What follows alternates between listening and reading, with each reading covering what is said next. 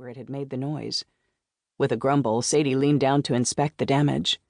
The wheel had been crushed in two, one half of the inexpensive plastic falling into the cracks between the cobblestones, while the other hung loosely on the rim. While she was absorbed in the problem of her suitcase, Sadie didn't notice the door to the mansion opening again, and a woman stepping out briskly.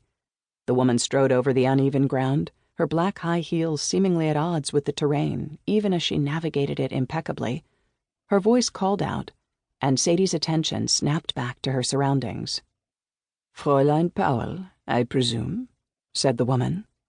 Because Sadie still knelt on the driveway, her eyes had to travel upwards from the woman's ankles over her long, well-formed legs to the sharp-angled shift dress in a dark gray fabric that skimmed her body just lightly enough to show the swell of her breasts and a broad collarbone. Sadie exhaled and brought herself to standing, but her knees felt unstable. "Yes. Ja," was all she said, still recovering from the vision before her. This woman had the sleek, professional grooming of a mother in some primetime drama that had millions of dollars of production behind it. In real life, it was rare for Sadie to see anyone this glossy and stunning. Even though mothers at the school where she'd worked as an educational assistant in the Chicago suburbs bore the sheen of wealth and good grooming, they most often wore athleisure to pick up their children. "I must apologize on behalf of my son. He has pulled an inappropriate prank on you. Please, follow me inside." The cogs in Sadie's brain whirred into motion.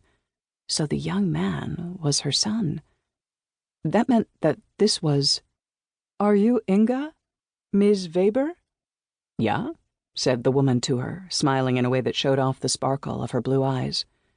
The morning sunshine gleamed in her expertly styled blonde pixie cut, and Sadie felt suddenly aware of the 30-plus-hour journey she'd taken to get here. There hadn't been time to shower, or even brush her teeth. "Nice to meet you," said Sadie. She'd have a room in the house, so once they were inside, she could get a little more spruced up. Not that she could ever match up to Inga's appearance. Inga led Sadie inside to a vast foyer populated with an array of paintings, mostly portraits. They had the warm, shadowy light of Dutch masters and depicted clear-eyed people whose corn-flax hair made her think of Austria. Which made sense. You know, being in Austria. Sadie was about to speak to Inga, perhaps to attempt a compliment of the history-filled house, when the woman next to her bellowed at a volume far greater than her lithe frame seemed capable. "Helmut! Marika! Lena!" shouted Inga, and the clattering footsteps that followed came from multiple points within the house. Sadie noticed that the slowest were also the heaviest. Perhaps this was Helmut, embarrassed of his joke from earlier. Not that Sadie thought it had been all that funny. She wondered whether she'd overestimated her ability to successfully perform as an au pair.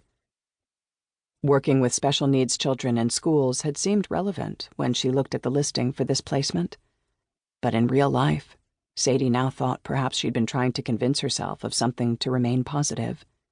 It was entirely possible she'd flame out at this job and have to return to Chicago, fired and humiliated, for her mom to hug her with a pity-filled embrace. The Weber children ranged in height from half a foot above Sadie's brow down to the youngest, whose forehead almost perfectly matched the level of Sadie's chest. As they lined up in front of her, Sadie marveled at their posture. Already dressed and groomed for the day, they stood like they were show ponies being evaluated for stature. The one she assumed was Helmut wouldn't look her in the eye. "Children," said Inga. She spoke English for Sadie's benefit, which made Sadie's heart thump faster. The thought of Inga considering her needs was oddly compelling. Never mind the devastatingly sexy, half-German, half-British accent Inga seemed to have. Sadie fleetingly thought she'd have listened to Inga read out every word in the dictionary if she'd offered. Even the German dictionary. "Ja?" said the Weber kids, still poised at attention for their mother's instructions. It was hard to reconcile the image Helmut projected with the disdain that had been in his eyes when he showed Sadie away just a few minutes prior. Now his strong jaw and high cheekbones radiated teenaged youthfulness. "This is Miss Sadie Powell. She will be looking after you, starting..."